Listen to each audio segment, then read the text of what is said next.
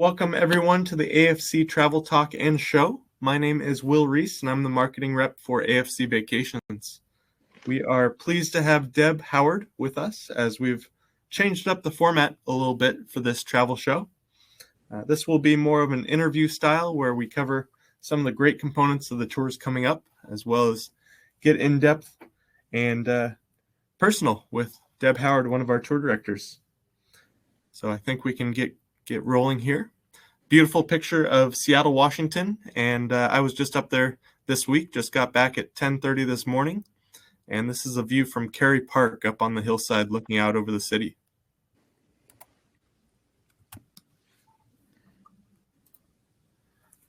So a couple of the components having to do with travel and safety requirements. First and foremost, the mask requirements have been extended just 1 month this time to April by TSA. So that means on any aircraft in the airports as well as on motor coaches, we do require masks at this time. As things have been fluctuating and improving, we're seeing a lot of those restrictions in different areas taken back. So it's very exciting to see things opening up again. And then proof of vaccination is required for all tours departing March 15th or after. So anything at this point forward, we do require proof of vaccination for tours. In each of the areas we travel to, there'll be specific local guidelines that we'll put into place, and we'll update you through the website. On the AFC website, we do have travel updates there as well. One of the things that really separates AFC from a lot of other travel companies is the fact that you're dealing with a team of real people in our office handling phone calls and emails every single day. And our team comprises over 120 years of experience in the travel industry. It was started by Randy Case back in 1982, and we are celebrating our 40th anniversary this year. So really excited to get going with that. We have a special offer for you regarding that as well. Then one of the things that AFC has done different from most companies is incorporating a home pickup airport service. So if you're within about 40 miles of your airport, we provide service to and from your door. So we pick you up at home, take you to the airport, then meet you in baggage claim and take you back home. And including Deb, who's joining us today, we have a fantastic team of tour managers and tour directors that are experienced and knowledgeable. These guys are a lot of fun to travel with, and I know all of them personally. They're great people individually, they're great leaders, and they just have a blast teaching people about the different destinations that we go to. And there are 5 ways to save on our tours. The main 2, we have the early booking savings, the cash early booking savings, and that can save you up to $350 per person, depending on the tour. There's those symbols on the brochure on each of the pages that define the savings. And then also the single room supplement savings. That can save you up to 50% on a single supplement. And those can get high in some cases, but that discount applies to some specific tours, whether it's the first 2 or first 5 to book. So great ways to reduce the cost of your trips. And for attending today's show, we do have some show specials that we've incorporated. We would require you to book by Tuesday, March 30th. That gives you just about a week. And we would use the code VTSDEB for Deb joining us today. And one of those show specials is a $150 low-cost deposit. Generally, our deposit's $350. When we print out a brochure, we reduce it down to $250, but to reserve your seat on any of these fantastic trips, $150 is not much at all. Then we also incorporate a 1-category upgrade on our 40th anniversary river cruise to Europe, as well as our Christmas Markets river cruise coming up in the winter. So that can save you up to $200 to $400 per person. Then we also have a $20 discount on our travel protection plan. That's the travel insurance, if you pay for your TPP with deposit. And how do you book? There are a number of different ways you can. You can fill out a reservations form online on our website, afcvacations.com. Call our 1-800 number or email Joe, Holly, or Claudia at afctours.com. And there are a number of different departures coming up in the next couple of months, whether it's April, May, or June, going all over the world. Coming up here in April, we have a couple of international trips with Italy, Greece, and Ireland, but then all of the national parks that you can think of. So a lot of great options coming up. And I'd like to introduce our guest speaker today, Deb Howard. Deb started out as a tour director in California, introducing British and Australians to the country. She traveled extensively around North America and met her husband while on tour by the ice machine at the Anaheim Sheraton in 1980. She moved back east to get married and start a family, and in 2011, Deb filled in for an emergency search for a tour director on a Philadelphia tour. The rest, as they say, is history, and she's starting her 12th year with us. Now, Deb, you certainly have been in the business a long time. Tell us about what keeps you motivated. Well, it is a lot about the clients, and it's a lot about how AFC cares about their customers. You know, our guests are really seasoned travelers. Many of our clients take 3 to 4, maybe more trips per year. And the customer service that AFC provides is really one of the most positive reasons of why I enjoy working for the company. Years ago, when I first started and was deciding who I was going to work for, there was a former AFC tour director, Janet Arnold, and she told me something that was really important. She said, AFC will have your back. You can call in with any problem that you have on tour, and they'll be able to be there for you and the client. And truth be told, this has proven itself time and again. I feel there's a real sincere desire to create the best possible experience. If something goes wrong when I'm out there, they do all they can to make good on it. There's a trust in me that I really value, and I feel like a part of the community where I am respected, and therefore in turn I deeply respect the organization. It's a very mutually rewarding relationship. There's another motivating factor. AFC has a significant repeat business. I am really pleased to have built a following of travelers who have now become my friends. When I get to an airport, it's an absolute joy to recognize familiar faces and to travel together. I know there's a lot of qualified tour directors with AFC, and each of us has our own unique style. And while it is a lot of hard work, it's a real pleasure to lead people who wish to travel together time and again. So I am humbled and honored to be a part of the AFC team. Well, let's take a look at some different tours that you're going to be leading in the next couple of months and over the course of the year. So we are finally able to cross the border into Canada and bring back the infamous Niagara Falls and Grand Hotel tour. You've done this tour multiple times and asked to do it again. What makes you excited about doing this tour again? Well, I do love this tour. It's in my top 5. And let me tell you about the itinerary, and you'll see why. We start our day when we arrive in Detroit at the River Rouge plant.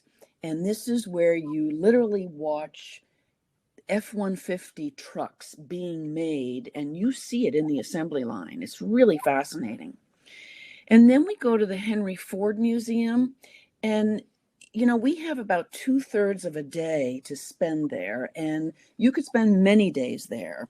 Ford wanted to collect items of historical significance and items that actually portrayed the Industrial Revolution. So this museum has some really key items that we're all familiar with. The presidential limousine of JFK, and Lincoln's chair from the Ford's Theater, and Thomas Edison's laboratory, the Wright brothers' bicycle shop, Rosa Parks' bus, many other historical exhibits.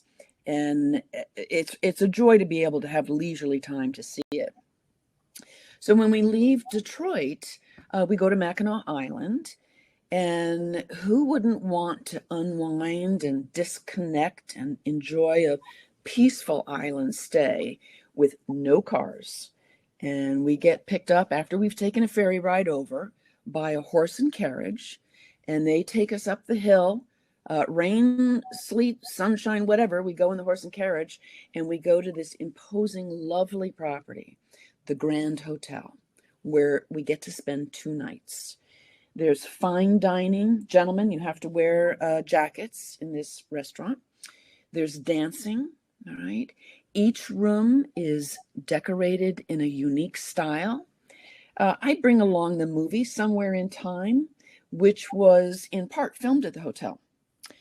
So the next day, we actually take a tour of the island by horse and carriage. And we have a free afternoon to enjoy some of the shopping and walking around in town. When we leave Mackinac Island, we go across the Mighty Mac Bridge. This is one of the world's longest suspension bridges. And we spend a night in the town of Frankenmuth with its Bavarian-style shops. And then we head over to 7 Acres of Christmas Goods, Bronner's Christmas Wonderland. They promote themselves as the world's largest Christmas store. That sounds awesome. Many people have been to Niagara Falls before, but what will make them want to go back on this tour specifically? Well, we don't just see the falls. We experience it in as many ways as we can, except for going over the barrel, which has been done. And we see that in the IMAX presentation. All right. We go behind the falls. We put on rain ponchos and lead our way through the caverns behind the falls and feel the power of the water. We take a boat right up to the base of the falls, and again, we hear the incredible power and sound and feel the mist of the falls. And then there's one thing that we do that I kind of consider my favorite. It's walking alongside the Niagara River. Now, the Niagara River is a Class 5 rapid river, and it is powerful. We're about 10 feet from that river. So we really get to see the immense power of the river. And we spend our last night going up to the top of the skyline.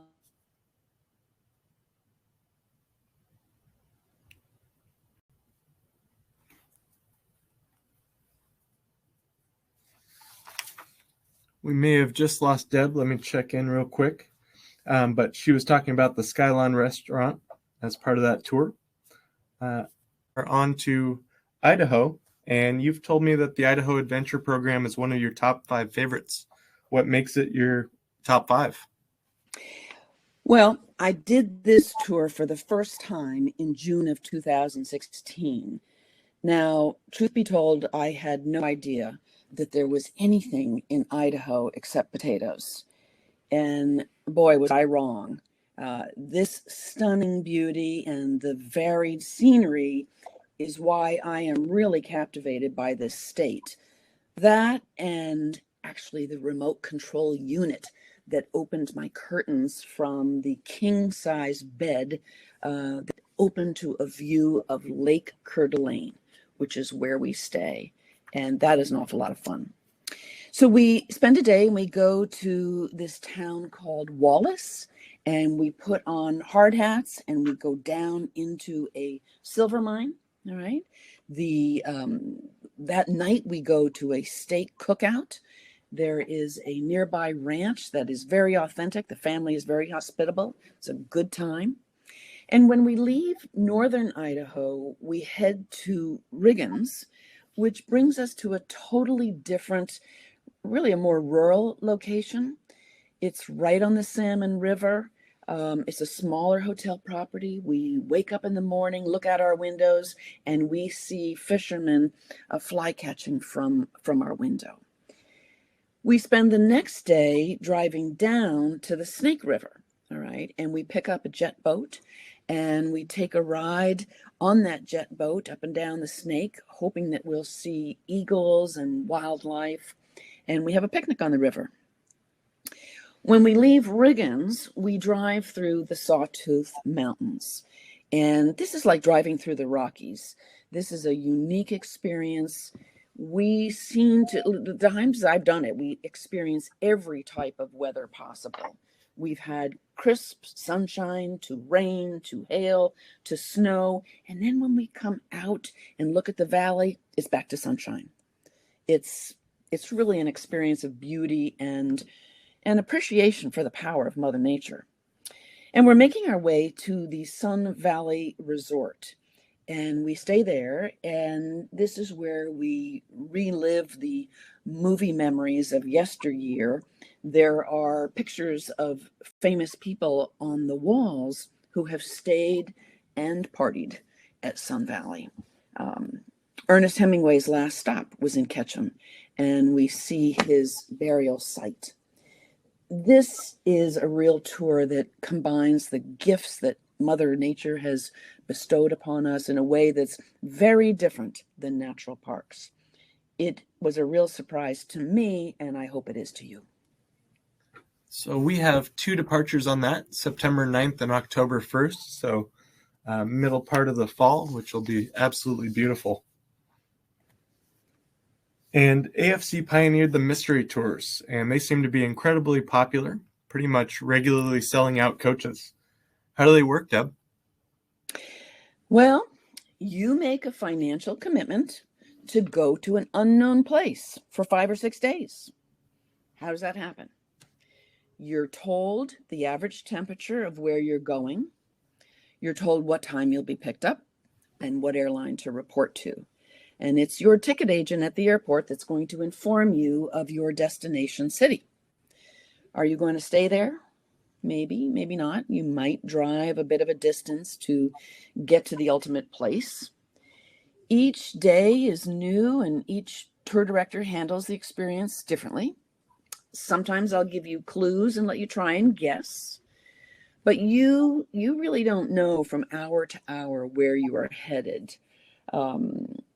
If you're the type that has a sense of adventure and you live well in the moment without having to know all the details in advance, then these tours might be for you. Because we don't advertise the itinerary in the catalog, we can be very creative with our mystery tour itineraries. And we offer things like factory tours and behind the scenes venues. And my all-time favorite was a toilet paper factory near Omaha, Nebraska, that was run by the sight impaired. It was terrific, a real surprise. Now, you might be thinking or concerned that if you sign up for one of these, that you might be going to a destination that you have been to frequently. You can give the office a list of places that you don't want to go to. And while they won't tell you where it's going, they will guide you away from that particular tour. And I hope that you might, if you haven't already, join us on one of these adventures. This is such a great opportunity and such a unique feature that people absolutely love it. So I think you will too. And you live in Rhode Island on the East Coast, Deb, not far from the Cape. This is one of our most popular tours. Tell us about the highlights and why you think it's so sought after. Well, this tour is packed with the history of where our country first settled, with the Pilgrims arriving in 1642 in Plymouth, Massachusetts. And we do see a reenactment of this community where they arrived. There's live interpreters dressed in period costumes, representing what they call the Englishers and then the Native Americans. And as that settlement grew, they spread throughout the area and established new communities, making their living by the sea and some agricultural efforts. And while these communities have grown over the years, we get to see on this tour the charm and the historic properties that were built during those times. There's a lot of places that are built in the late 1600s, the 1700s, the communities of Sandwich and Brewster and Dennis.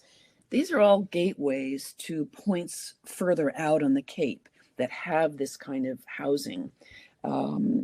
We take a day and we go out to Provincetown. This is all the way at the end of the Cape, sort of the arm of the Cape, and it's less inhabited. Today, you're going to see sand dunes and marsh and kettle ponds and cranberry bogs and beach houses, very laid back, very relaxing. One of the interesting effects is that the ever-changing winds and water adjust the landscape of the Cape, and we lose about 3 feet of coastline every year. And I'll show you a film of how this actually happens. On another day, we spend a day learning about cranberries, and it is very different from those ocean spray commercials that we see with the two guys standing in the water. So then we take ferries to the outer islands of Martha's Vineyard and Nantucket, and we learn about the relatively short-lived whaling industry at the Nantucket Whaling Museum. This brought tremendous wealth to both of those islands, and we learn about that.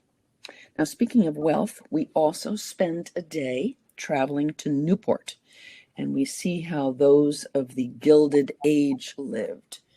We take a tour of one of the Vanderbilt homes on Bellevue. We go to the breakers. And then we take a drive, it's actually called the 10-mile drive, along the ocean front. And that is where the wealthy live now. So the West Coast has the 17-mile drive and the East Coast has the 10-mile drive. Right. Now, everyone talks about the seafood in New England. What's that all about, and why does it deserve such bragging rights? Well, the secret is the cold water of the Atlantic. This makes a huge difference compared to the Gulf or to the Pacific. Cod, fluke, haddock, crabs, lobster, clams, oysters, all of these are tasty cold water delicacies. Now, no Cape Cod visit or tour is complete without a lobster bake. And you might say, well, do you bake the lobster? No, it's called lobster bake, but we steam it. And it is really as much about a social occasion as it is about food. It does take time to hand carve your way through a lobster. Don't worry if you've never done it, I'll teach you. Actually, due to the global warming, I've read that the lobsters are moving further and further north. So I think you better get in on the Cape tour now while we can still have that delicacy that once was served to prisoners multiple times a week as their food ration. That's one of the coolest facts that I didn't know about. That's awesome. So Chris leads this tour in August, Deb takes it in September, and then as you can see, there are so many different dates available. It is our most popular East Coast tour. Now, we've changed up the Brandywine, Philadelphia, and Amish Country tour, and now it features an Unpack Once experience in Philadelphia.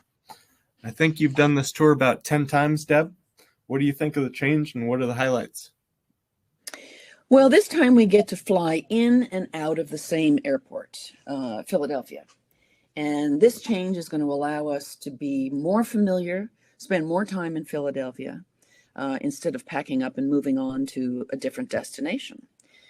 We get a chance for city living, and then we travel out to the country to see our sights.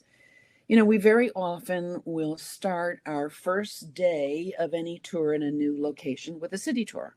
And we do that with Philadelphia, the city of brotherly love is what it's called. And a lot of the historical sites in Philadelphia are within easy walking distance. So it's a great way to learn about it. Then we take a day and we go out to Valley Forge. We see where where George Washington's troops came together to form his true army, and where he then established his headquarters. We take another day. We leave Philadelphia and we go out to really what I consider one of the country's most beautiful botanical gardens. This is called Longwood Gardens. And we have the luxury of half a day to stroll through as many of the 1,100 acres as we can. There's a beautiful conservatory. There are beautiful fountains that are timed to music. And it's truly a luxurious experience to have the time to see all the gardens. Then we go off to Nemours Mansion and we tour those gardens and a very opulent house. Both of these places were owned by the DuPonts, and you learn some of the history of the very successful family who was once involved in creating smokeless gunpowder. On our final day, we learn about the Amish and what it means to be a part of this community.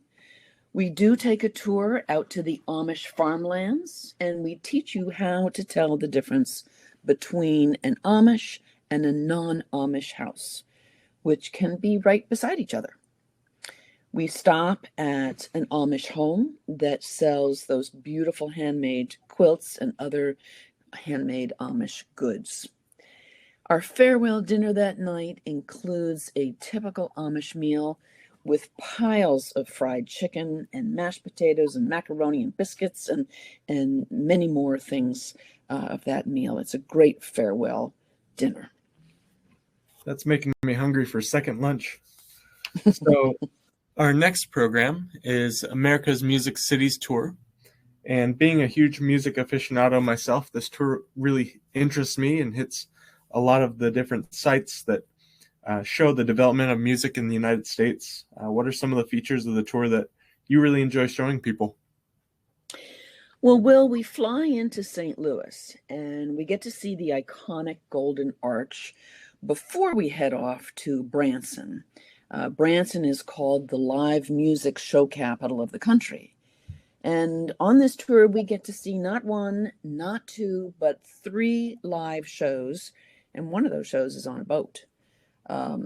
We head off the next day to Memphis, but we first go through Little Rock, Arkansas, and we get to visit the William Clinton Presidential Library. That night, we are in Memphis, the birthplace of blues, rock and roll, and soul. And the next day, you only get one guess of whose home we tour when we are in Memphis. And he was the king of rock and roll. I know you've guessed it. It's Graceland, the 14-acre estate that belonged to Elvis Presley. So Memphis does have a lot of history that is not just music. We do have a city tour, and we visit the National Civil Rights Museum. And that night, we find ourselves dining on Beale Street. And you might like to take in a club, perhaps listen to some B.B. King style blues. And then we change up genres and we leave Memphis and we head to Nashville for a taste of country music. Yes, we'll start with a city tour. We visit the Downtown Country Music Hall of Fame, and we stay at the Gaylord Opryland Resort. Now that is an attraction unto itself, with interior gardens and water features, a big property. You have to drop crumbs to find your way back to your room. And then one of the highlights, I think, is going to the Grand Ole Opry. Now, you can look up and see who is going to be playing. And they have a published schedule of who's going to be playing at the Opry. But very often, they have surprise guests that make an appearance. And I am keeping my fingers crossed for Keith Urban. I hope you get your wish. I'd be hoping for Chris Stapleton, as he lives in Nashville. So, Deb, you've done the Georgia on My Mind program in the past, and while Chris McCool's doing it this next month, what would you say are the main points of Georgia on My Mind? So we know that an Unpack Once is always a great way to start an in-depth experience of a location. Fortunately, there is a lot to see in the Atlanta area, and we start again with a city tour. Kind of gives us a broad sweep of this mid-southern city. We get to see the birthplace and gravesite of Martin Luther King. And CNN Studios is right in Atlanta, and we get a behind-the-scenes tour of this network. Coca-Cola is right downtown as well. There's some real history about Coca-Cola, and there's some real secrecy behind the story and the recipe of this beverage. And we get, only a few people have access to this recipe, and we get to see the vault where it's kept. We also get to go add another presidential library to our list. we get to see Jimmy Carter's presidential library. All right, then we do head out of town. We go northeast from Atlanta, and we visit Stone Mountain Park. And we take a ride on a Swiss cable car to the top of the mountain. All right, we get to see on the way up close views of the mountain sculpture, and then we get out of the cable car at the top of the mountain and have this stunning view from the top. And then the next day, we actually go to southwest of Atlanta, and we go to Warm Springs. And this is where FDR spent his time hoping for a cure for his polio. Now, a Georgia tour would not be complete without seeing something related to Gone with the Wind. I really would encourage you, if you're taking this tour, to maybe review the movie, see it again, because we go to a museum called the Road to Terra, and we see a lot of the original props and the costumes and the photos and the movie memorabilia. It's a good tour. Atlanta's definitely come up a lot recently, especially after the 96 Olympics and how they converted the Centennial Park. So it's definitely one on my list to spend more time at. And I understand after so many conversations talking about time off, where you spend your time, and that comes up as Maine. And so we have a lot of vacationers from parts of the country that aren't as familiar, like myself, with the state. But what do you think appeals to the travelers in terms of Maine and its sites? Well, that's a great question. And you know, I have spent some time of each of my ripe old 69 years in Maine, so I know it very well. I would call it rugged for the land and the scenery, and independent and resilient for the people that live there. It's what life and living in Maine actually demands. It's a state of contrasts. It has 3 beautiful seasons and 1 long, cold, dark, and snowy winter. There's one phrase that really resonates with me, and I think it truly describes Maine, and that is where the granite meets the sea. It's the craggy shorelines and peninsulas, the granite rocks and boulders, the green pine trees, the lobster boats, lobster pots, the many islands, the offshore islands with birds and seals, and this is what makes up for that rugged coastline. It's actually a location where dawn first breaks on the U.S. We see a fraction of the coastline, but we're going to take you to some of the really charming coastal towns. Lighthouses play an important role in Maine's history and protection, and they've dotted the landscape for years. That they've alerted captains and current boaters of nautical hazards. And our tour gives us a chance to see quite a few lighthouses, both by water and land. We have 2 boat cruises. One is on Casco Bay in Portland, and this probably you get to see maybe 5 or 6 lighthouses. And then we actually go on a boat with a local lobsterman, and he takes us out for a hands-on experience to see how they capture the lobsters. We take a tour of a Victorian home in Portland. We take a ride on an electrical rail car. Of course, we have a lobster bake, complete with entertainment and music. And then you have a free day. On that free day, we have an optional tour to a place that I can't recommend enough. It's new. It's called the Coastal Botanical Gardens. It's in Southport Harbor. And if there's any place that describes the granite meets the sea, this is it, because the gardens are all centered around the water and the granite, and it's absolutely gorgeous. It's growing.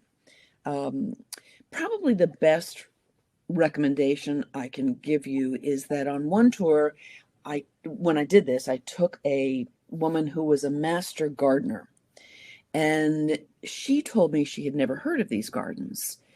And when we finished the tour, she said, you know, these truly rival Bouchard gardens with their own style. And I thought that was a big recommendation. So I highly encourage you to sign up for that if you take this tour. All right, so we do spend a day going inland to New Hampshire for a scenic train ride. We make a stop at the Maple Sugar House. We learn how it takes 40 gallons of sap to make 1 gallon of syrup. And now you can guess why real maple syrup is so expensive. I don't want to miss saying that we fly in and out of Boston for this trip. And I certainly want to say that we get a tour of Fenway Park, the home of the greatest baseball team, as my family sees it, the Red Sox. I think some people would argue that, seeing that it took them decades to win again, but that's just me. As a Mariners fan, I can't say much about winning. So I think we offered the waterways of the Northwest for the first time last year, and you led it. What were your impressions of the trip? So, there's often an emphasis on the southwestern national parks. And this part of the western part of our country, as you well know, Will, offers its own incredible natural beauty. And this tour serves up 2 parks, Mount Rainier and Olympic National Park. And I would say one of the most enjoyable venues, other than the scenery itself, is Northwest Trek Wildlife Park. And we hope to see a lot of wildlife on our ride through the parks, but we don't, sometimes we don't.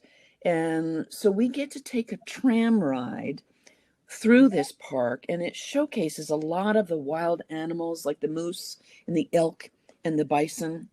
And they're very well taken care of in a very nice environment. The majestic scenery of Mount Rainier, which is an active volcano with wildflowers and glaciated peaks, can be picture perfect almost every time if the weather cooperates. Olympic National Park takes you to a vista where you can overlook the Straits of Juan de Fuca. We take our bus up to Mile High Hurricane Ridge, and we get out and see this vista. It's lovely. There's a short trail from this point that is suitable for absolutely anybody. It can even take a walker. And it allows you to see wildflowers and deep valleys, beautiful scenes. For some reason, the deer up at this spot don't seem to be afraid of humans. So a lot of us spend time taking pictures of the deer. All right, then we move on to Port Angeles, and we spend some time on the water chasing down the orca whales. The captains seem to know just where to go, and the times that I've done it, we've been successful in seeing orcas each time. After this natural beauty, and we get our fill of that area, we head back to civilization, and we go via ferry to Seattle. And in Seattle, we enjoy a city tour of Seattle, and we ride to the top of the iconic Space Needle. We visit Chihuly Glass, all right? And of course, we stop at the infamous Pike Place Market. We get to see the flying fish and really do some shopping opportunities. The best time to visit the Northwest is in the summer months. And I will be leading this tour in July, and I hope I'll see you there. Okay, so Will, I have finished my talks about the tours. It's now your turn to be interviewed. And folks, if you have not tuned in to any of our travel shows in some time, Will Reece may be a new name to many of our AFC clients, but you are certainly not new to the business. So tell us about the many hats you wear and how you came to the business. Well, my parents were teachers, so learning was always a high value that was taught at home. Under learning came travel as a means to learn. And I started traveling with them and then would fly by myself at age 10 to see family in other areas. And it provided a sense of freedom that I wasn't getting in regular life. And I found that travel was a big passion for me. So when I was 16, we went on a tour of Norway. I fell in love with the concept of turning the world into a classroom and teaching people while exploring. So I studied tourism in college and spent 10 years living out of a suitcase as a tour director, doing what Deb's doing as well. And at one point, I accomplished one of my lifetime goals, and that was lead a tour of Normandy and the D-Day beaches, which is actually what you're going to be doing in another month or so. Mm-hmm. And in 2019, as I prepared to do that, I started thinking, what's next? What do I do after that? And so I didn't want to be stuck sitting on that one goal after having accomplished it. And I reached out and was hired by AFC to manage the tour director team and run the marketing, as well as doing the presentations all over the southern part of California. And so I settled into Southern California pretty easily from Seattle, being that the weather is quite a bit different. I was just up there yesterday and was about 50 degrees and got back here and it's 80. So I feel pretty good settled into California now. But I also help operate the river cruises, and we lead all sorts of different cruises throughout the year, especially this year with about 5 of them going. So getting into this next program, having a background in Seattle definitely helps. But Deb, I guess you get to interview me. So I do. Now, Will, we have a one-time experience on a cruise to Alaska that is being offered in August of this year. Now, yours truly will be leading this. So will you please tell us what makes Seattle and the San Juan Islands so special? So growing up in Seattle, got to see the growth of the city firsthand. It's a major hub of development within technology and transportation. Seattle area is home to Microsoft. You have Amazon, Starbucks, and Boeing. And these major companies have led the way towards enhancing their surrounding communities, like the east side of Seattle, with Redmond being the home of Microsoft and the economy booming because of it. So it's been a huge boom within the city in the last 15 years from a business standpoint. And I remember Seattle being a small city with major personality and varied neighborhoods. Those neighborhoods are still intact and still got a lot of vibes to it. But today it's one of the leaders in business, and you see so much negativity on the news. Yet having been there just yesterday, it's nowhere near what they describe. Just like any other city, it has its problems, but it's got a true historical and cultural root to it. So the Pike Place Market is one of the main sites that you'll see on this tour. And this is the Pike Place Fish Company. This is where they throw the fish. This is at the corner of the market, and that makes it really special to go out on a trip there. You hear all about this place, but the fresh seafood all over. And then we get into the flowers. Now, the flowers are picked in the central part of the state and driven over to the oldest continuously operating farmers market in the country, dating back to the early 1900s. And then there's the famous gum wall on the right side. And somebody recently told me, I don't know whether to be disgusted or impressed. And I said you could do both. Now, as we turn our focus away from the city, the San Juan Islands, on the other hand, take you to a different world. And it takes you from the hustle and bustle of the city to a serene natural landscape. And that's surrounded by water and minimally populated islands that are mostly undeveloped, very, very peaceful and quiet. So the islands themselves are an archipelago, and they border Canada, only a handful of miles from Victoria, BC on Vancouver Island. To give you an idea how small but impactful it is, the British and Americans almost went to war over a British pig getting into an American's garden. And look it up, it's called the Pig War, and it defined our border with Canada. Then there are 5 main islands within San Juan's and hundreds of small islets. It's covered in forests and farms and small communities. You can bike everywhere. People are so friendly. Lopez, one of the main islands, is called the Friendly Island, and everybody waves to each other. So we take you through the channels between the islands to see the different runs of whales, primarily orca, but gray whales were actually running while I was up there. They were making their way back up to Alaska on their way. Wow. So, Will, you're our cruise specialist. There's no better person than you to share your insights. Now, we all know there's a handful of cruises going to Alaska. So why should our listeners take this one? So I spent an entire summer leading groups on Alaskan cruises in 2013, and you see pretty consistent sites on those cruises. It's usually Juneau, Ketchikan, and Sitka, which all have unique features and are really beautiful little hubs. So Juneau's got the gold rush history, Ketchikan's salmon fishing, and the Native American population, the Alaskan natives in the southeast. And then Sitka. Sitka has a combination of Russian influence dating back to the 1800s, as well as a fantastic raptor center that I always tell people to go check out.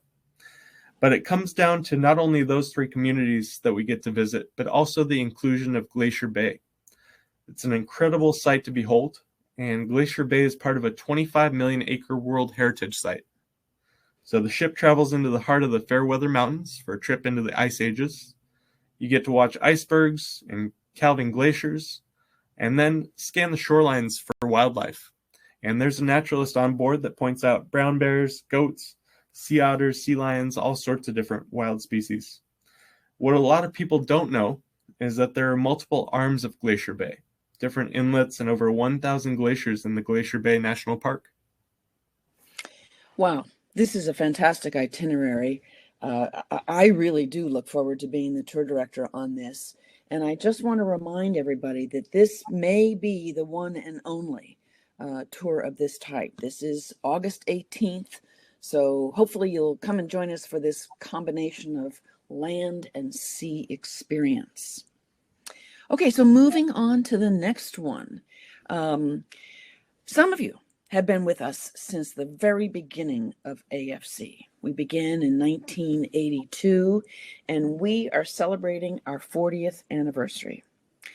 And Chris McCool and I will be hosting guests for a very special river cruise event. I'm very excited about it, taking place the end of October. We are going to take a riverboat cruise on board the Amadeus Star. Will, can you tell us more about this? The Danube River has so many great features to it, but it really highlights so many important cities and villages which make this part of the world run. So the river itself is very important to industry as well as the population and life in that part of the world. So whether it's Budapest and the Eastern European influence, Vienna with its operas and magnificent palaces, then you have Bratislava, and it's got a great old world charm to it. We'll start out by flying into Budapest, and I had never been to before 2018, but my first time to the city, I fell in love with it. And the Parliament building and the castle split the river in two sides. You have Buda and Pest. And then the marketplace provides folks with an up-close look at unique items from Hungary. That includes paprika, which is a major staple in the diet there. And we board the Amadeus Star, which was just built in 2019, and get to enjoy the new ship and its first-class service aboard. And as part of that, we have wine and beer included with dinner. We also have free Wi-Fi on board, and then some really great lounge space, public space where you can sit out and relax as the world goes by as you're cruising down the river. So we continue from there to Bratislava and Vienna for city tours by motor coach. And then we get to see some of the more unique and special villages like Dürnstein. And that's located in the Wachau Valley, which is a great wine growing region.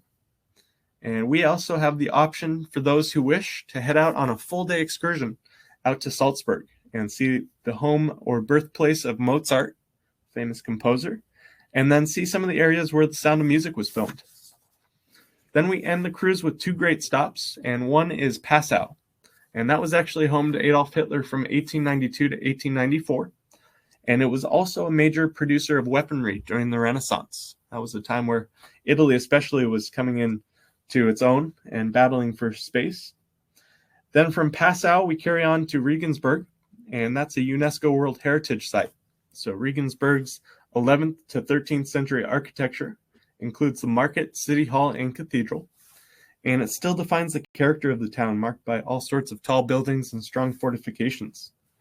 But this specifically, very limited space on this cruise, so please sign up, as it's our 40th anniversary and a really special celebration with both Deb and Chris taking the lead on this one, October 29th.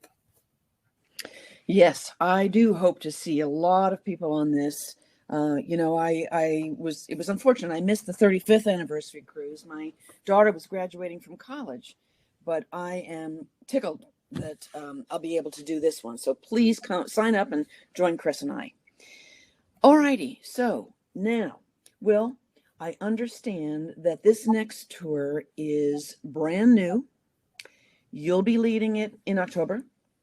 You told me that you bring some very personal experience to the region, and that it is one of your favorite destinations. I think this is a great opportunity for our guests to know you since you'll be leading it. So tell us more and tell us why this destination is your favorite. I had the unbelievable pleasure to live and learn in Florence, Italy in 2009, and it's become my favorite country to visit and travel in. Florence itself has so much to offer. Early in the tour, we visit a Tuscan estate, and that was actually owned by Niccolo Machiavelli, and he was a Florentine politician during the Renaissance and is known today as the father of political philosophy. From there, we head out into the field behind the estate and go with small groups with dogs and their owners in search of the valuable truffle. Now, in Italy, they use truffles for everything, oils, for pastas, for just about anything you can think of outside of chocolate. But this truffle hunt is then followed by wine and appetizers, so you get to chow down a little bit before we head into the city. And we make our way from there into Florence. This is where I call home. I think of Florence more like a village than a city because it's so walkable and pedestrian friendly. And I was there when they began shutting down the streets to vehicles around the Duomo, the main cathedral. And it made it pedestrian only in a lot of areas, which makes it so much easier to get around. We see the Duomo Cathedral, where I'll teach you all about the architecture competitions, the art competitions in the early part of the Renaissance, and it boosted Florence's glory in that time period. So you have Filippo Brunelleschi, who is the architect of the Duomo, and I'll talk all about him. Then we head over to the Accademia, and there was actually one street in the center of Florence where both Michelangelo as well as Leonardo da Vinci lived, and I'll point that out as well. But we get to see the David, which is located in the Accademia, and admission is included with the tour. Then from the city center, we work our way through the main squares filled with shops, restaurants, and gelateria. And the famous saying is, a gelato a day is the only way. Now on the tour, we head up to the city of Volpaia. And I saw this town for the first time last year and fell in love with this charming little castle town. And it's basically a town within castle walls. It was built in the 1100s. And we'll do a Vinsanto tasting as well as Cantucci. Cantucci is a biscotti, specific type of biscotti, in this beautiful castle area. And the owners have turned the area into a winery. So you have olive groves, you have vineyards all throughout the hillside there. And they included piping the wine into the barrel room. And you can actually see some of the pipes along the streets. So wine is flowing through the streets of Volpaia. I love telling people that. From there, we go to a 9th century castle, and we do a wine tasting and pasta making class to enjoy a lesson in cooking. So you get your hands a little dirty and have some fun with that. And then on the right side of the screen, you can actually see some of the pictures that I took while I was there in December in San Gimignano. And it's a small town on top of a hill. It's got these beautiful medieval towers. There's about 16 towers originally, and throughout wars and different time periods, about 3 of them were knocked down. Then we'll head off to do a gelato tasting. There's a gelato maker there in town that's award-winning, and we get to enjoy that there in town. And then from there, we head off to Volterra. Now, Volterra is a pretty small community just outside of San Gimignano, and we go to a local farmhouse and enjoy a saffron-based lunch. And they actually grow saffron right on site at their home. Then we drive down south a little ways to Pienza and to a local pecorino cheese farm where we learn how they make an aged pecorino cheese from one of my good friends, Giuseppe. And he owns the farm. We'll pair the cheese with local wine as well. And you can take some wine or wine and cheese home, actually. They packaged cheese, and I was able to take about 3 large pieces back home last time I went. I could go on and on about this trip, but please join me October 11th, as it's going to be a lot of fun heading off to Italy. Wow, Will, can I be your assistant on this trip? It I think sounds so. fantastic. And I really hear the passion in your voice for this. So I'm sure it's going to be great. Okay, so moving on. Sometimes we try and take annual festivals and build a tour around those events. San Antonio Fiesta in April is an example of one. The Portland Rose Festival in June is another. And the Passion Play, okay, is another key event that is the focus of this tour. We are thrilled to offer this rescheduled tour. It's been postponed for 2 years. So, Will, can you tell us a little bit about the sites that we have built into this itinerary in addition to the play? Absolutely. So we start out this trip with 2 nights in Munich. Munich is an incredible mix of both modern and historical. Its history is traced to the Benedictine monastery there that dates back to about 750 CE. And it was home to the 1972 Summer Olympics, and you can still see the Olympic Stadium there today. We'll take you on a city tour, and that features the center of Munich with the Marienplatz Square and the famous Glockenspiel clock. And Munich is also home to some of the most famous breweries in the world, and it's famous for the Reinheitsgebot. Say that 10 times fast. But it's a Bavarian law that requires only water, barley, and hops be used to keep beer as pure as possible. And it really does show in their breweries and beer. One of Munich's breweries was also the beginning of Adolf Hitler's rise to power in 1924. It was called the Beer Hall Putsch, and his effort to take over the German government in the 1920s failed and sent him to prison. But in 1634, the plague hit Munich incredibly hard, and they lost over a third of their population.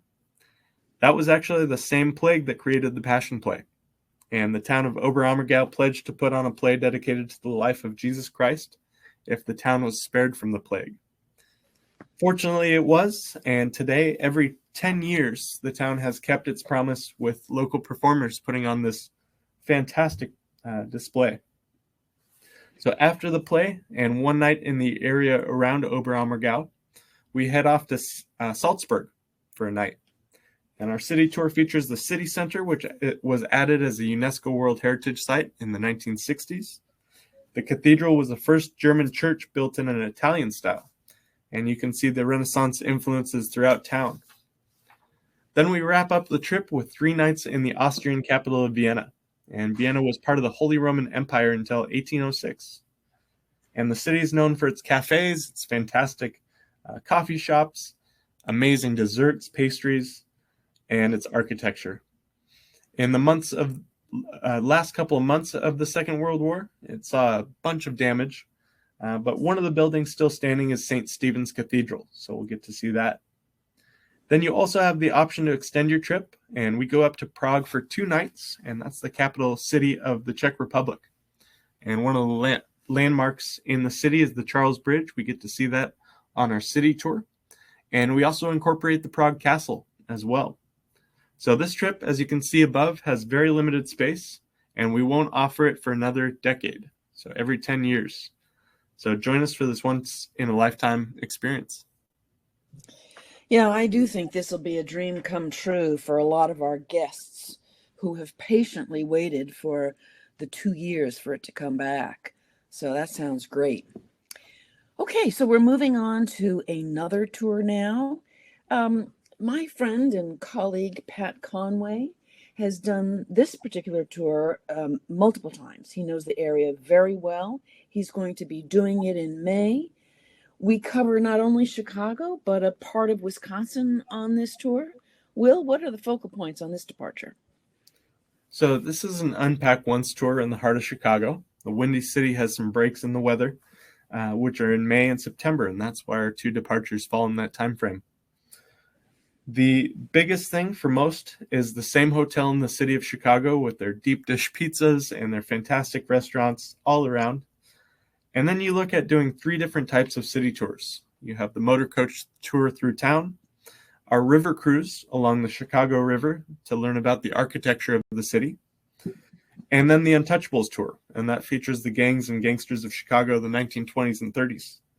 Then in Wisconsin, we drive out and take in Racine, Wisconsin, and that's where the S.C. Johnson Company is located.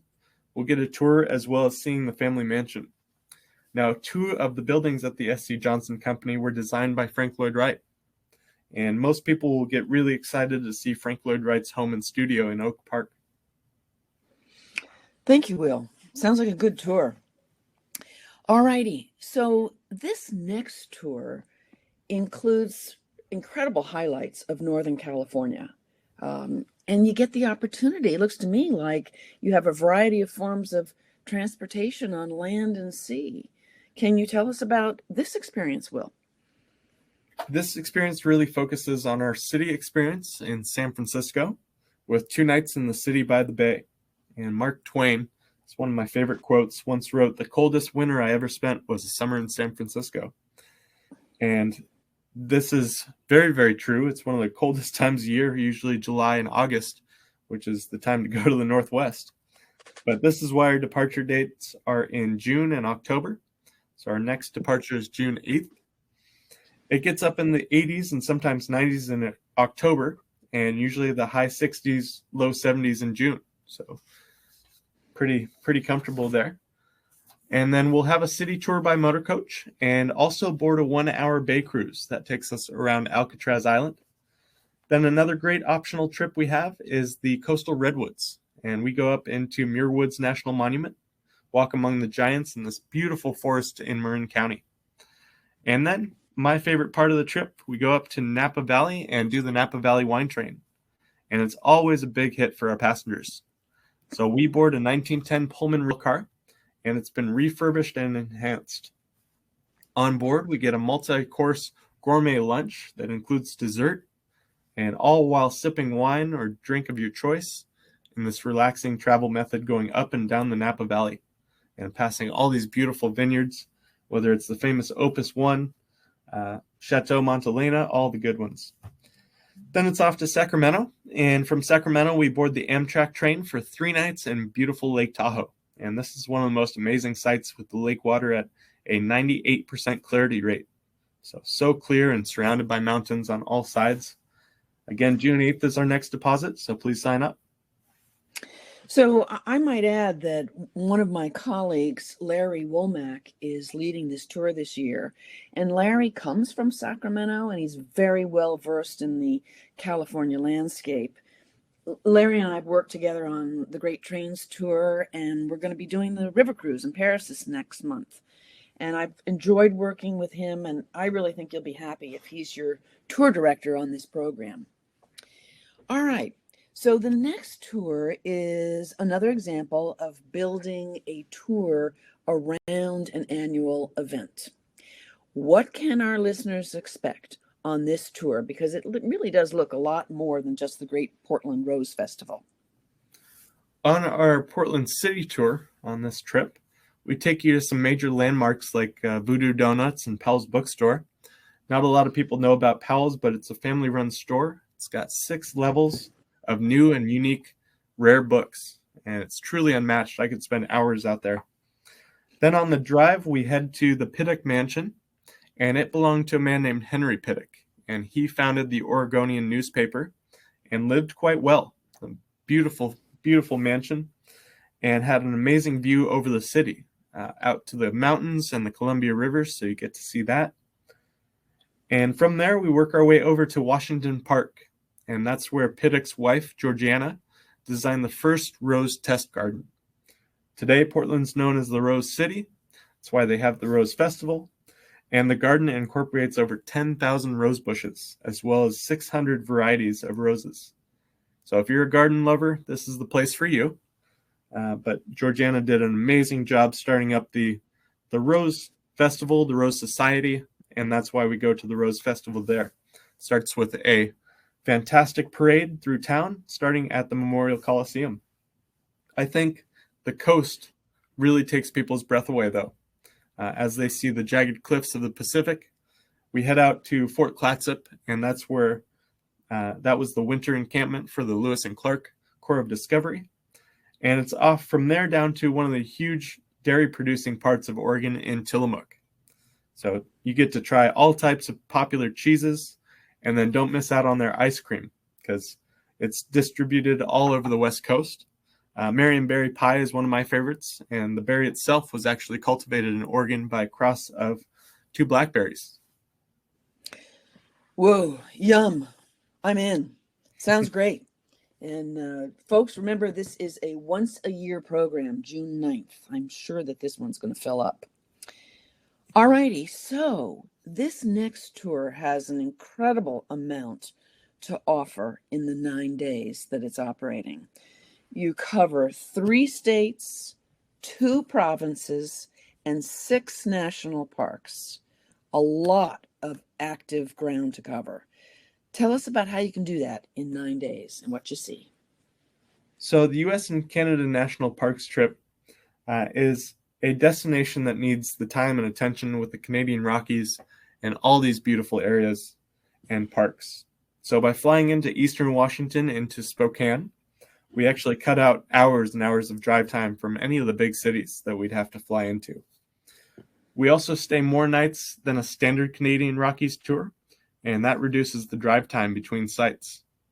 And all in all, this trip packs a punch with added stays in Revelstoke, Kalispell, and Ferring.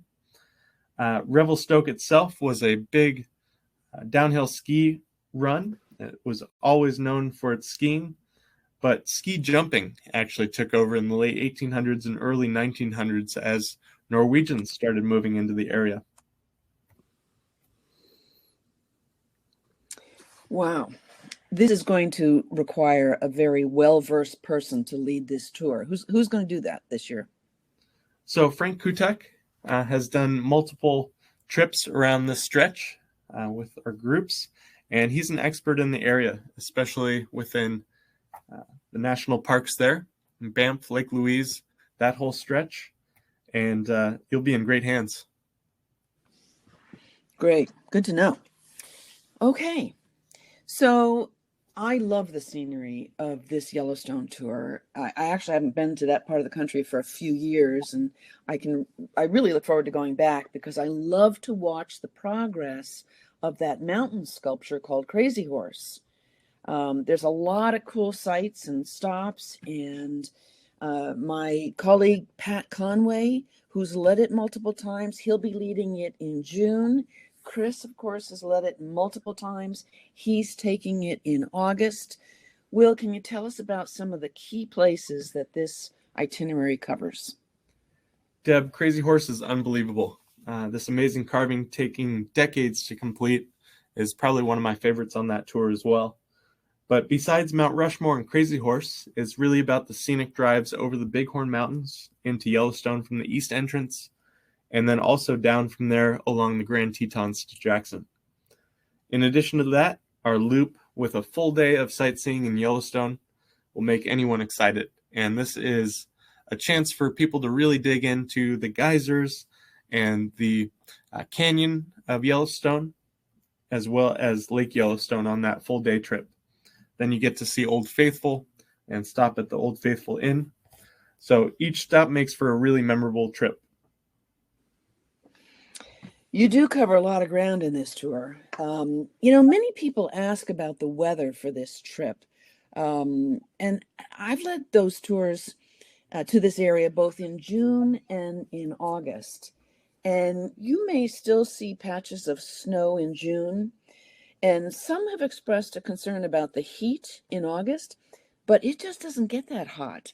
The elevation keeps those temperatures very comfortable in August. So please consider that tour. So the next tour actually, it looks like it covers similar sites as the one you just talked about, but there appears to be less travel time and a little bit more of a focus on spoking out of Rapid City in an unpack once option. What are the best parts here, Will? Well, you nailed it with a focus of in-depth experience in and around Rapid City.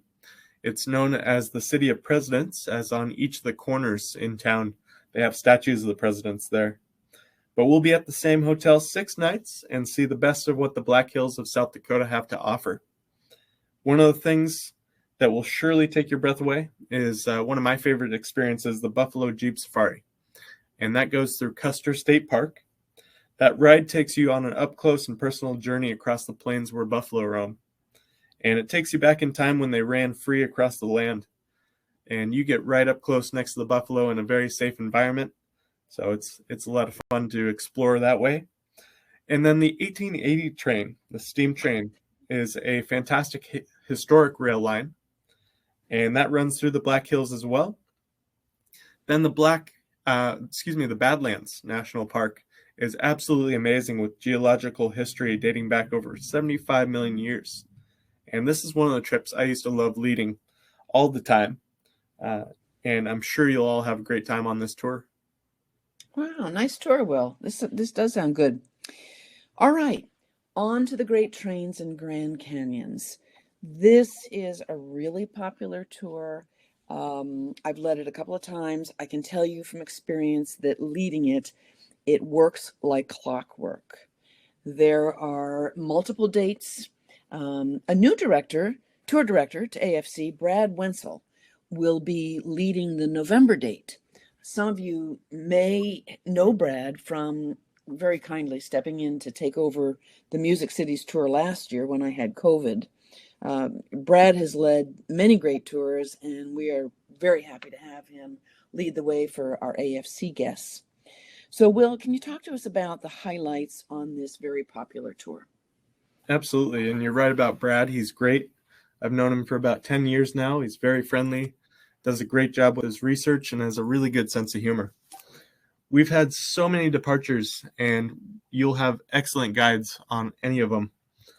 But this tour brings to life the geology of the Colorado Plateau in central Arizona. So we get to fly into Phoenix and then spend 5 nights in the beautiful Sedona area. And most people who sign up have narrowed in on Sedona and the Grand Canyon. But I continue to preach about the Verde Canyon Railroad, as its sights and time aboard the train are tremendous. We get first class cabin or train car. And then we also have an open air car that's a part of that. So you get to go out in the fresh air as the train is rolling down the tracks and talk to a naturalist about all the different features around you. Then Montezuma's Castle is also a must-see in this part, and it's a cliff dwelling that you can see in the bottom left corner.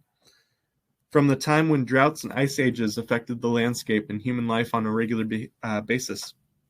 And this was home to the Sinagua people. Now, Sinagua means without water, and they lived in this 50-person construction made of branches, grass, mud, and local material. And they used ladders to climb in and out, and then started building caves to escape as well. 50 people in a small setting, can you imagine?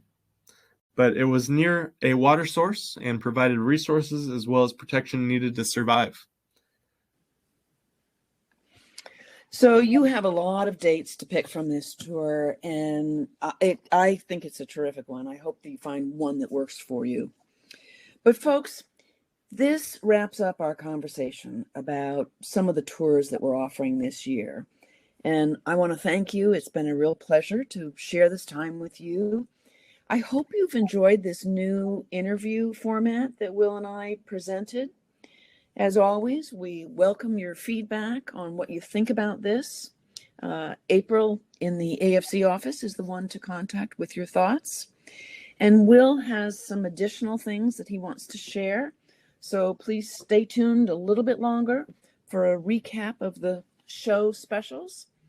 But I'm going to once again thank you for listening and watching, and say happy trails until we meet again. Thanks so much, Deb. So as we wrap up, just a couple of things I wanted to point out to you as you're looking at your different departures. First and foremost, under the current circumstances with gas prices going all over the place, we have what are called guaranteed prices. And this is a way to lock in your price with your deposit. So we're being charged different surcharges for fuel from the motor coach companies and river cruise companies, and we're absorbing that so you don't have to. But once you deposit on your tour, your price is locked in. Then we also have a program called Guaranteed Departures, and you'll see the GD symbol on your brochures in different areas.